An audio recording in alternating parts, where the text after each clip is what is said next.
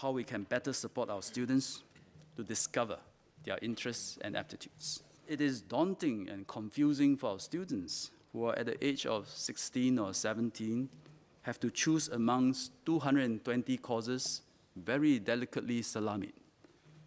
Most of them hardly know what work life is like, much less the work nature in these specific courses and jobs. As IHLs transform into centers for lifelong learning, this approach will change. First, we will have more common entry programs, and we will have more of them at the polytechnics.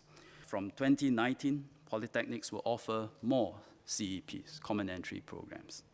CEPs comprise foundational modules common to a particular cluster of discipline, and students get to sample all of them and explore their interests.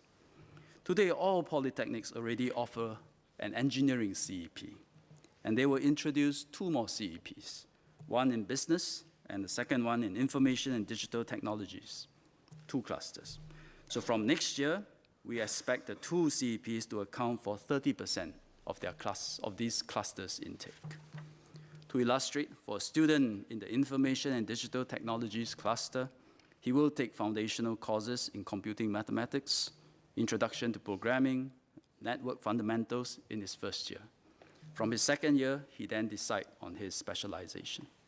That will give them more time. Second, we will also streamline polytechnic courses. Over-specificity puts students at a greater risk of being displaced when the industry changes. It can also stifle the versatility of students. By streamlining the course choices for students, we actually increase the career options for the graduates. Polytechnics will therefore reduce the number of courses by about 20% over the next 2 to 3 years. Largely by streamlining and merging courses, we are consciously trading depth for more breadth and versatility. Let me emphasize, we are streamlining, reducing the number of courses to give students broader exposure. There's no fall in polytechnic intake due to this change. Third, strengthen education and career guidance, or ECG.